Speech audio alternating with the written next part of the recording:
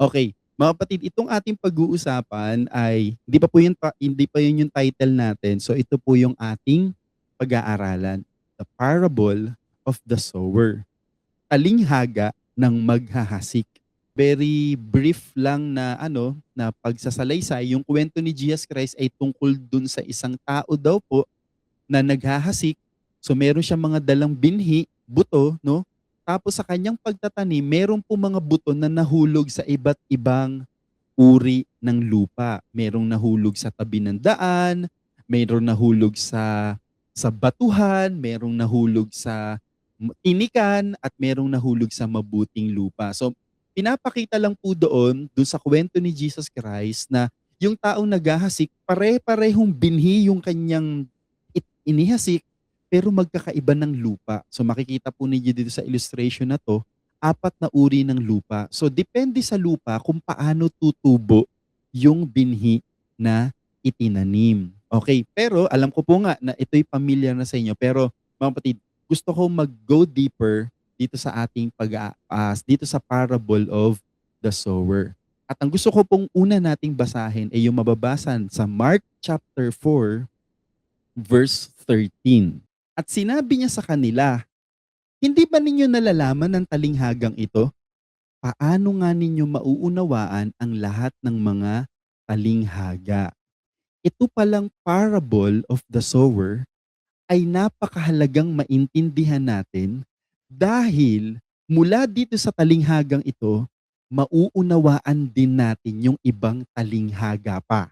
Okay? So ibig sabihin, kapag itong talinghagang ito ay mamamaster natin yung pag-i-interpret nito, magiging mahalaga at magiging malaking tulong yung matututunan natin sa pag-i-interpret ng talinghaga na to sa pag-i-interpret ng iba pang talinghaga. Okay? Kaya po ang title ng ating mensahe at ng ating pag-aaralan ngayong gabi is The Parable That Unlocks All Parables. Okay? Ang gusto ko lang encouragement sa inyo mga kapatid na tonight, tutukan talaga natin paano nga po ba ito ininterpret ni Jesus Christ. Okay?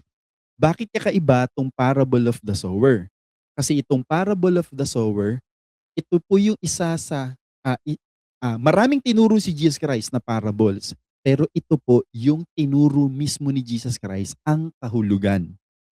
The rest ng mga parables ni Jesus Christ, hindi na po niya itinuro kung ano yung lihim na mensahe ng parables. Alam niyo po ba yung talinghaga? Talinghaga or parables ay mga kwento ng Panginoong Hesus na hindi naman totoong nangyari, no? Pero merong lihim na mensahe. Okay? So, ito pong parable of the sowers ay mababasa po natin sa maraming account sa Bible. Okay? So, kung meron po kayong mga notebook, yan, isulat po ninyo ito pong mga account sa Bible na para po maging reference natin. Okay, yung pong aking binasa, yung pong Mark chapter 4 ay nasa account po ni Mark. Okay, basa tayo ng isang Bible reference. Nang araw ding iyon ay lumabas si Jesus sa bahay at umupo sa tabi ng dagat. Nagtipon-tipon sa palibot niya ang napakaraming tao, kaya't sumakay siya sa isang bangka at umupo roon. Samantalang ang lahat ng tao ay nakatayo sa baybayin. At nagsalita siya sa kanila ng maraming bagay sa pamamagitan ng mga talinghaga. Yan. Na sinasabi, makinig kayo, isang manghahasik ang humayo upang maghasik. Habang siya'y naghahasik, may mga binhing nahulog sa tabing daan. Yun po yung unang na taniman. At dumating ang mga ibon at kinain nila ang mga ito. Ang iba na may nahulog sa batuhan na dooy kakaunti lamang ang lupa at kaagad silang sumibol yamang hindi malalim ang lupa. Kaya't pagsikat ng araw, ang mga iyon ay natuyo at dahil sa walang ugat, ang mga iyon ay tuluyang nalanta. Ang iba ay nahulog sa mga tinikan. Mga kapatid, pangatlo na to no, sa tinuturo ni Jesus Christ. Lumaki ang mga tinik at sinakal ang mga Iyon. Ang iba ay nahulog sa mabuting lupa at namunga. Ang iba ay tig-100 at ang iba ay 60. Ang iba ay 30. Ang mga may pandinig ay makinig. Okay, diyan po natapos mga kapatid yung talinghaga ni Jesus Christ. Ngayon, dahil nga talinghaga po ito, hindi po ito maintindihan nung maraming tao. Okay, bigyan ko lang po kayo ng isa pang verse, no. Idiretso natin yung verse 10 ng Matthew 13.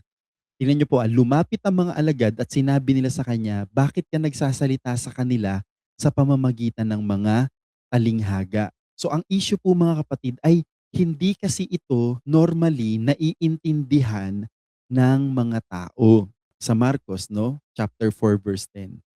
Nang siya'y mag-isa na, ang mga nasa palibot niya kasama ang 12 ay nagtanong sa kanya tungkol sa mga talinghaga. At sinabi niya sa kanila, hindi ba ninyo nalalaman ang talinghagang ito? So paano nga ninyo mauunawaan ang lahat ng mga talinghaga? Okay mga kapatid, so ang gusto ko lang sabihin, nung mga panahon na nagtuturo si Jesus Christ ng parables, yung iba nakinig na lang. Okay, tapos nung hindi nila naiintindihan, o di okay, di namin maintindihan saka di sila na lang ang magaling, parang gano'n yung nangyari. Pero itong mga alagad at yung iba, 'no, yung mga alagad mismo ni Jesus Christ at daw yung iba pa, lumalapit sila kay Jesus Christ para malaman yung kahulugan ng mga talinghaga. So ibig sabihin mga kapatid, ang understanding natin, ang paglalim natin ng ating understanding sa mga salita ng ating Panginoon ay depende rin po kung paano tayo lalapit sa Panginoon. Okay, tandaan niyo yan ha, minsan nagiging katwiran natin. Hindi ko naman kasi talaga naiintindihan kahit magbasa ako ng magbasa. So, ito yung tanong, tumigil ka na ba dahil hindi mo naintindihan? O ang inaantay sa atin ng Panginoon is, anak, kailangan mag-strive ka. Kailangan mag-e-effort ka pa rin. Kasi hindi po ako naniniwala na hindi natin maiintindihan ang salita ng ating Panginoon. Okay? Katwiran po yun nung ayaw ng mag-aral ng salita ng Panginoon. Dahil ang Panginoon, tingnan niyo po doon sa binasa natin, nung nilapitan siya nung mga alagad at ng iba pang nakikinig sa kanya, itinuro po niya ang kahulugan. Okay? So tayo mga kapatid kapag gusto talaga natin ng guidance mula sa Panginoon, kapag gusto talaga nating lumalim yung ating understanding, yung ating pagkakilala sa Panginoon, lalapit lang po tayo sa Lord. Magtsatsaga po tayo, ha? Huwag po tayong ay, hindi ko naintindihan, titigilan na natin. No. Maging matyaga po tayo. Bakit? Dahil ang Panginoon, magiging matyaga din po siya na magturo sa atin. Okay, diretso natin yung ating pag-aaral. So mga kapatid, basa tayo, hindi na natin babasahin lahat, pero basa po tayo ng explanation ni Jesus Christ. Okay? Ang mga hasik ay naghahasik ng salita. Okay. So yung palang paghahasik ay pangangaral. Okay? At yung pong binhi ay salita ng Diyos. Okay, tingnan. Mga kapatid again, sabi ni Jesus Christ, kapag ito hindi nyo naiintindihan, hindi nyo na rin maiintindihan ng ibang parables. So, mga kapatid, makinig po kayo. Kapag nag-aral kayo at nagbasa kayo sa Bible at meron ulit kayong mababasa ng mga talinghaga, no? At meron kayong mababasa ulit na nagtanim o may buto, may binhi. So, possible mga kapatid, dahil ito ay fundamental ng iba pang parables, pwede na rin nating i-interpret na yung ibang parables na may pagtatanim, may buto, pwede po na ma-interpret natin, okay, salita rin ng Diyos ang tinutukoy dito sa parable na to. Okay, naiintindihan po ninyo yung gusto kong sabihin na itong parable na to ay fundamental, no? Sa pag-i-interpret natin ng ibang parables. Diretso natin yung basa. Ito yung explanation ni Jesus Christ doon sa kanyang talinghaga. Ito ang mga nasa tabi ng daan na nahasikan ng salita. Nang kanilang mapakinggan ito, agad dumating si Satanas. Yung palang ibon ay yung tinutukoy ni Jesus Christ dun sa kwento na may natanim sa tabi ng daan, dumating yung ibon, tinuka. Yung pala ay dumating si Satanas at inagaw ang salitang inihasik sa kanila. Okay, mga kapatid, na meron na tayong mga matututunan dito sa ating pinag-aaralan. So tayo po pala, wala pong nakikita sa screen. Ay, wa- mga kapatid, wala po kayong nakikita sa screen? Okay na, ayan, okay na. Kinabahan din ako, ah. Okay, okay. So, okay, diretso na po tayo. Okay, mga kapatid, so ganito pala ang kalagayan natin kapag tayo ay nakikinig ng salita ng Diyos. Naku, si Satanas pala nakikinig din, pero hindi po siya nakikinig para matuto ng salita ng Diyos. Kasama natin siya nakikinig kasi ang intensyon niya agawin yung mga salita na natatanim sa tao. Okay, yung po yung nire-represent nung ibon. Okay, so tandaan natin, ang pangangaral ng salita ng Panginoon ay napakagandang bagay. Ang pakikinig ng salita ng Panginoon ay napakagandang bagay. At dahil nga po maganda yon, naku, target yun ng kaaway ng Panginoon. So siyempre, hindi naman natin nakikita yung kaaway na sumasalo ng mga salita. Alam nating hindi yon. Pero mga kapatid, kayo na po ang mag-identify. Paano nga po ba nakakagawa ang kaaway ng Diyos para yung salita ng Diyos ay hindi tumimo sa puso ng tao? Okay? So paano po ba yan? Pinaaantok po ba kayo? Kayo po ba ay pinasasama ang loob para hindi na makinig ng salita ng Diyos? O kaya inuubos yung pera nyo? Kaya pag wala kang pera, tamad ka ng magsimba, di ba? So baka po mga kapatid, may ginagawa na ang kaaway. So again, fundamental ang parable po na to. Verse 16, gayon din naman ang mga nahasik sa batuhan. Nang marinig nila ang salita, agad nila itong tinanggap ng may galak. Okay, ito naman daw po mga natanim sa mga bato ay nakinig ng salita at tinanggap yung salita, no? Tinanggap daw nila ng may galak. Alam niyo, kung babasahin po ninyo yung lahat lahat po ng account na to, ay makikita niyo rito na ito lang po yung tumanggap ng salita ng may galak. Okay? O tingnan niyo po, verse 17, mamaya may significance po yung galak na yan. Verse 17, at hindi ito nagkaugat sa kanilang sarili, kundi panandalian lamang. Kaya't nang dumating ang kapighatian o ang mga pag-uusig dahil sa salita, kaagad silang tumatalikod. Okay, ito po yung sinabi ni Jesus Christ na merong natanim sa batuhan, tumubo agad, no? Kasi kahit papaano naman ay may makakapitan yung ugat. Yun nga lang, dahil po malalim yung lupa, dahil puro bato, nung sumikat yung araw, ang tinutukoy pala nung araw ay mga kapighatian, pag-uusig dahil sa salita. Kaya nung pong dumating yung kapighatian, nung dumating yung pag-uusig, yung persecution, tumalikod po sila kasi hindi naman malalim yung ugat. Okay, balikan natin yung verse 16 ha. Tingnan niyo po. Sila daw yung tumanggap ng salita, verse 16. Okay, sila yung mabilis tumanggap ng salita ng may galak. Okay, matagal ko na po itong naituturo. Papaalala ko lang po. Ito yung interpretation ko rito. Merong mga nakikinig ng salita ng Panginoon na ang totoo, ine-enjoy nila, hindi naman talaga po yung salita, kundi yung experience. Nakakaiyak kasi pag nakikinig ako. Ang sarap kasi makinig doon kasi may pagkain pagkatapos. Ang sarap makinig kasi puro love ng Panginoon. Pagpapalain daw ako, mahal na mahal ako ng Panginoon. Nagigets niyo po yun? Ang tinanggap nilang mensahe, everything that is good for them.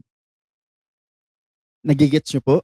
So ito yung mga kalagayan ng tao na parang na-enjoy nila, ang sarap nung experience kapag kasama ko tong mga taong ito na nag-aaral ng salita ng Panginoon. Tingnan niyo po, dahil nag-e-expect sila na kapag nag-pray ka sa Panginoon, maaayos ang lahat. Ito 'yun. Kapag kapag sumamba ka sa Panginoon, kapag nagpuri ka sa Panginoon, lahat ng problema mo mawawala. Okay, siyempre sino bang hindi magiging masaya do'n? Pero ito na mga kapatid, dahil experience yung mas nangibabaw sa kanila, kaya nga po tinanggap ng may galak, ang totoo mababaw yung pag-ugat, mababaw yung paglalim ng ugat. Hindi po sa lupa nakakapit kundi sa bato. Wala namang nutrients na makukuha sa bato. Kaya nung sumikat yung araw, okay, specifically, ang sabi rito, nung dumating yung kapighatian o mga pag-uusig dahil sa salita. Mga kapatid, kung nagto-take note kayo, isulat nyo yan dahil sa salita. So ito po yung mga taong ito. Yung mga taong nakinig ng salita ng Panginoon, narinig nila yung promises ng Lord. Wow! Ang ganda! Thank you, Lord! Tapos biglang inusig sila dahil dun sa salita. Tingnan niyo yun, halimbawa, ako umattend, bagong attend ako. Ang narinig kong preaching, magtiwala ka sa Panginoon, lahat ng problema mo maaayos, mawawala. Yes, thank you Lord. Ako sarap na sarap ako doon kasi ang dami kong problema. Tapos, nung una na-experience ko, oo nga, nung nag-pray ako, nung nagtiwala ako, naaayos yung problema ko. Pero di ba hindi naman ganun lahat ng kwento ng sumusunod sa Panginoon? Di ba alam niyo yan, minsan 'no, yung pagsubok mas lumalala habang tumatagal.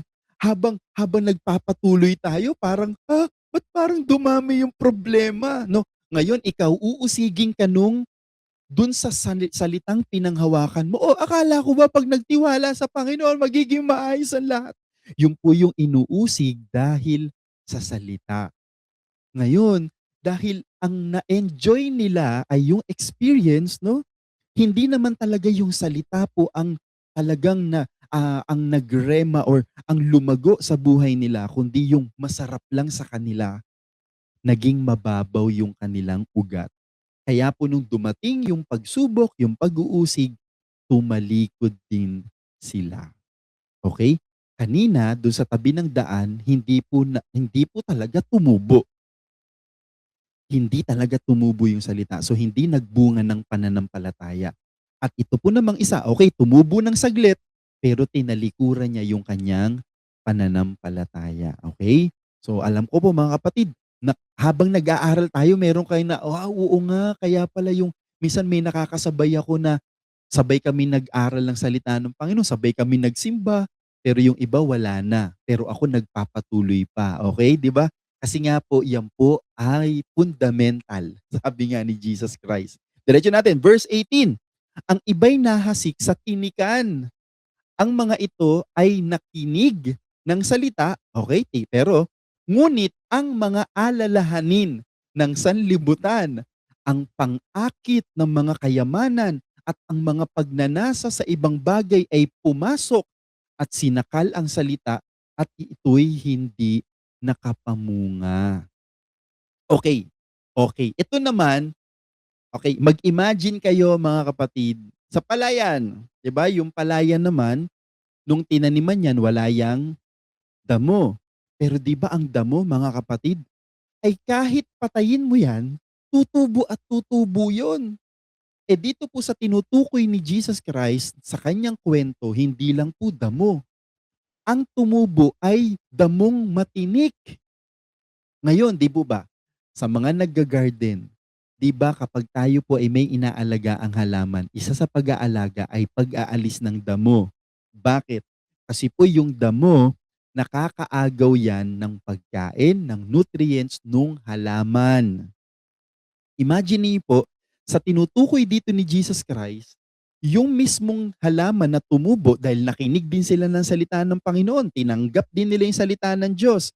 Yun nga lang, ang representation po nung tinik na imagine po niyo yung pumupulupot yung pong damo at tinik na gumagapang no at sinakal yung halaman. Alam ko po habang nagsasalita ako may nai-imagine na po kayo at may nakita kayo na ganito.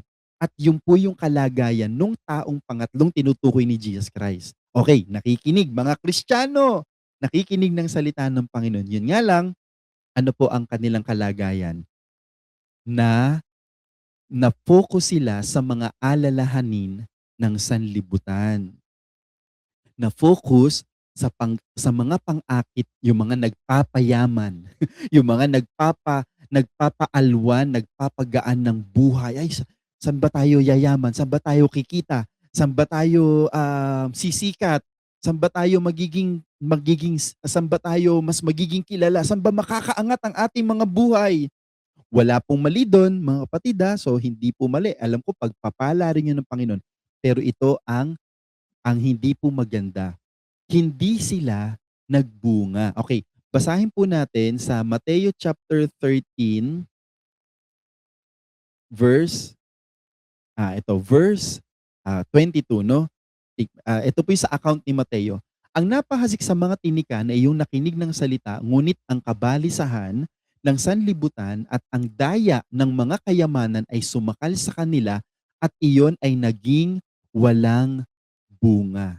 So mga kapatid, ito po ay mga Kristiyano 'no, tinanggap yung salita ng Panginoon, tinanggap nila.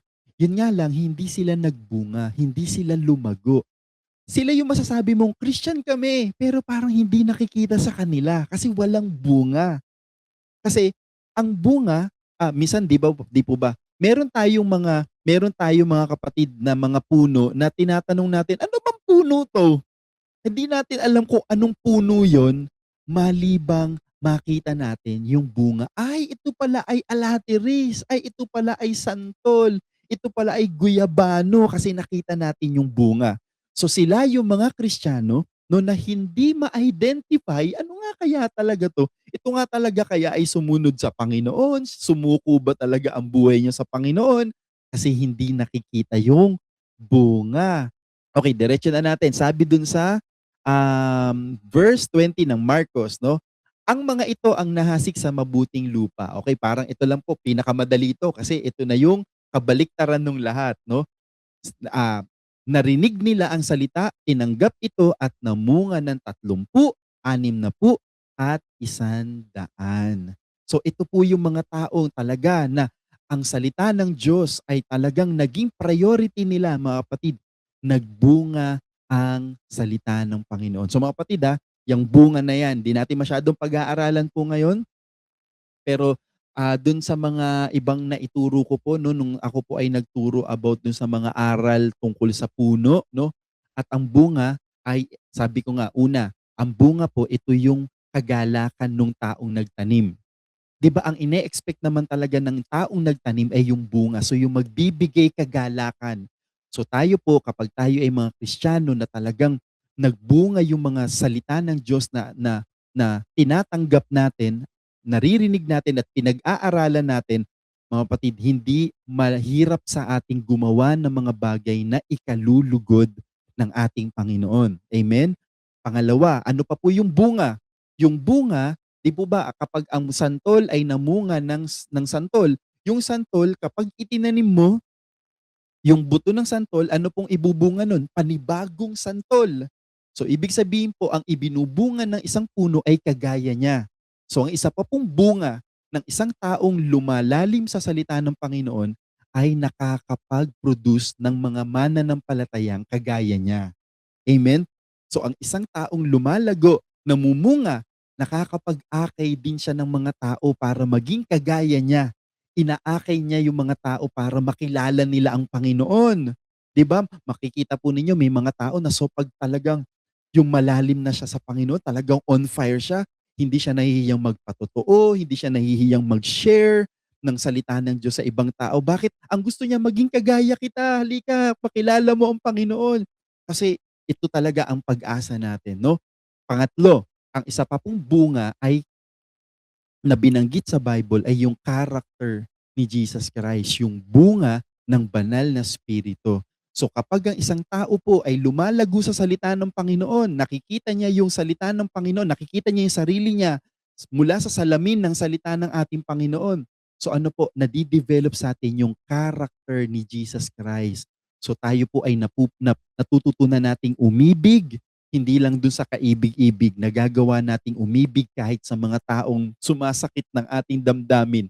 Napupuno tayo ng kapayapaan, ng kagalakan, ng pagtiyatiyaga, yun po yung character ni Jesus Christ. What I mean, nababago po yung ating pagkatao, yung ating character, at ang nagiging character natin ay yung character ni Jesus Christ.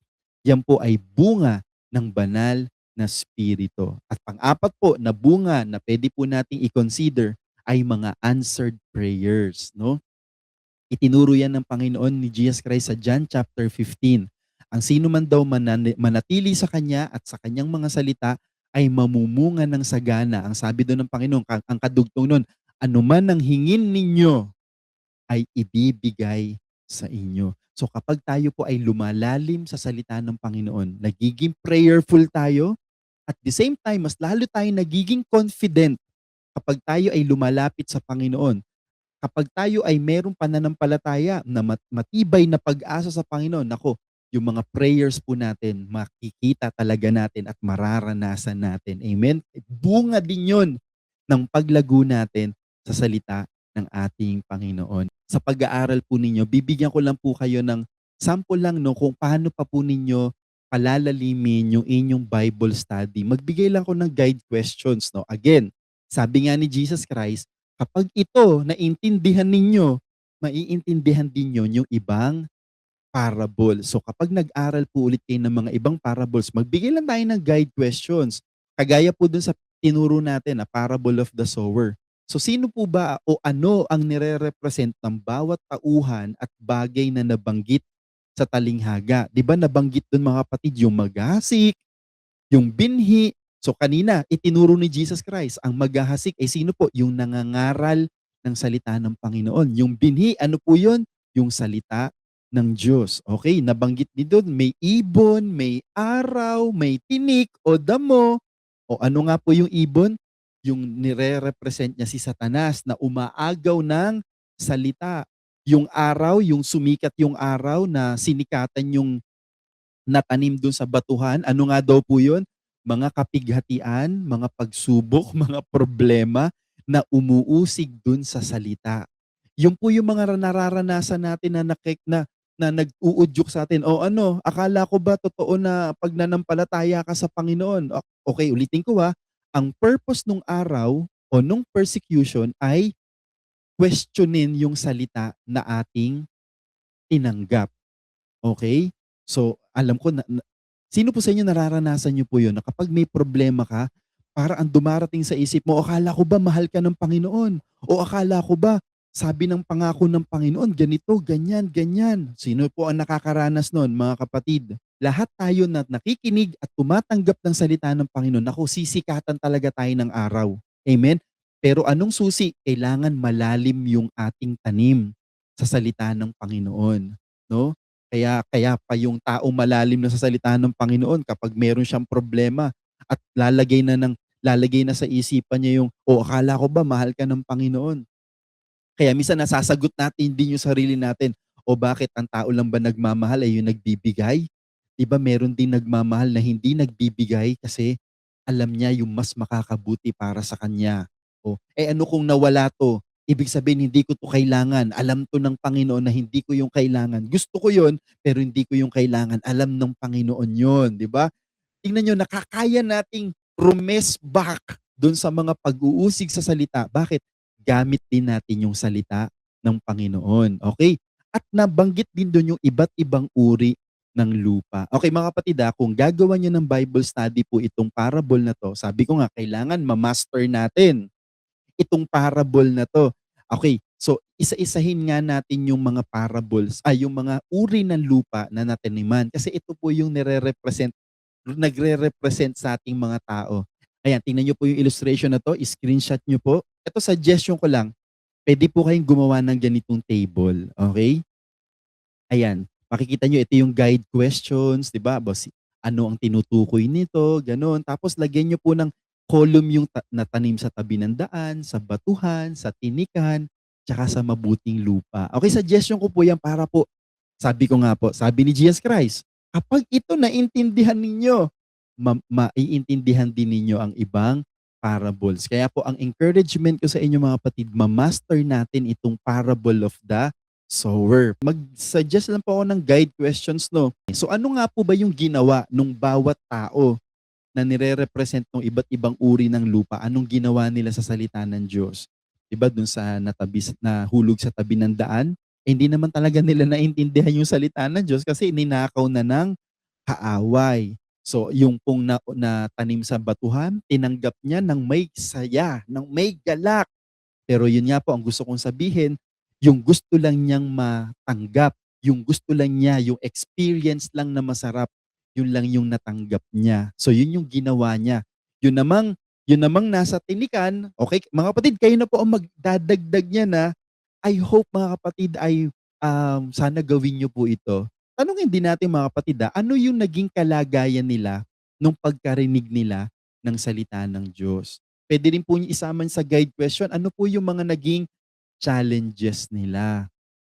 So, ang challenge nga po dun sa nahulog sa tabi ng daan, siyempre si Satanas yung naging challenge. Dun naman sa natanim sa batuhan, yun nga po, ang kanyang karanasan, ang gusto lang niya yung masarap, mag-e-enjoy siya.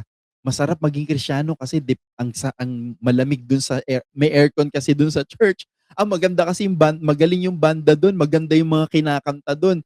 Parang experience lang. Hindi talaga ang Panginoon ang kanyang binabalikan. So yun yung challenge. Kaya dumating yung pagsubok, they are easy to give up their faith, their relationship with Jesus. Kasi nga po, hindi lumalim. O ano naman lalo dun sa mga challenges, siguro mga kapatid, tayong lahat na nandito, dalawa lang yung pagpipilian natin. Baka tayo ay nasa tinikan at tayo ay nasa mabuting lupa, no?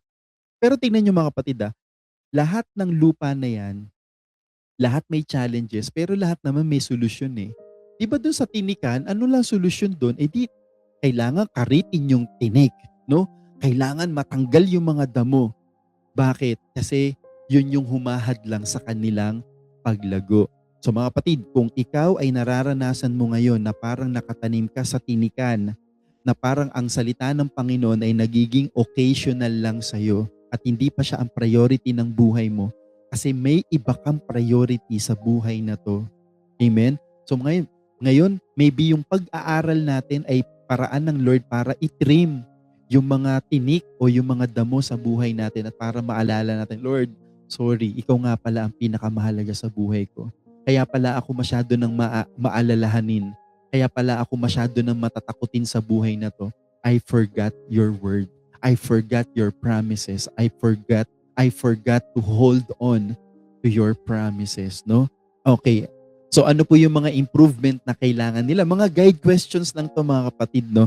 Na pwede nyo pong i-screenshot para kapag nagba-Bible study na po kayo, mag-deepen yung ating pag-aaral. So ano pa po yung mga lessons na makukuha natin mula sa talinghagang ito? Pero okay, magbigay po ako ng additional na dalawa. Una, nung pong pinag-aaralan ko ulit ito, so sabi ko, grabe no, napakahalaga po talaga ng pangangaral ng salita ng Diyos. Alam to ng mga kapatid ko po, nakasama ko sa church namin. Ako naniniwala talaga ako mga kapatid na lahat ng pangangaral ng salita ng Panginoon, dapat hindi mo yun sinusukat na, okay, prayer meeting lang naman, kaya kahit ano na lang yung sasabihin ko. Ako po mga kapatid, ang naging advocacy ko, every time na I will preach the Word of God, as much as possible, I will preach the best message. Kasi kahit po may dalawa lang na makikinig sa akin o isang tao lang at salita ng Panginoon, ako'y magiging bearer ng salita ng Panginoon. Tingnan nyo nga mga kapatid kung anong magagawa ng salita ng Diyos, no? Oo, iba't ibang uri ng tao yung makikinig. Pero kung ang ihahasik natin, tingnan nyo po yung quality ng bawat binhi na yon, same ang quality. Nagets nyo? Nagets nyo yung sasabihin? Yung quality ng binhi, kahit natanim yun sa iba't ibang lupa, hindi naman magkakaiba ng quality ng tinanim eh. Amen? Lahat nung natanim sa kanila ay may quality to bear fruit, na tumubo. So, dapat mga kapatid, ganun ang pagpapahalaga natin whenever we are sharing, we are preaching the Word of God. At yun yung pangalawang lesson, Lord, na mga kapatid na gusto kong ibahagi. Tingnan nyo nga, yung bawat seed, same ang quality, same ang power, same ang capacity. Pero ano ang nagiging limitasyon nila? Depende sa pagtanggap ng tao. Depende kung paano niya ito pahahalagahan sa buhay niya. Ulitin ko, ito pong aking pangangaral, itong mga salitang ito, actually hindi ko naman tuturo kasi binanggit na ni Jesus Christ po lahat ng turo. Amen? Nagets niyo yun? Ano na lang po yung ginawa ko, talagang para ina-amplify ko na lang para lang akong sinaksakan ni Lord para akong speaker na sinaksakan lang ni Lord na ina-amplify ko na lang. Kasi tinuro na ni Jesus Christ po talaga yung meaning.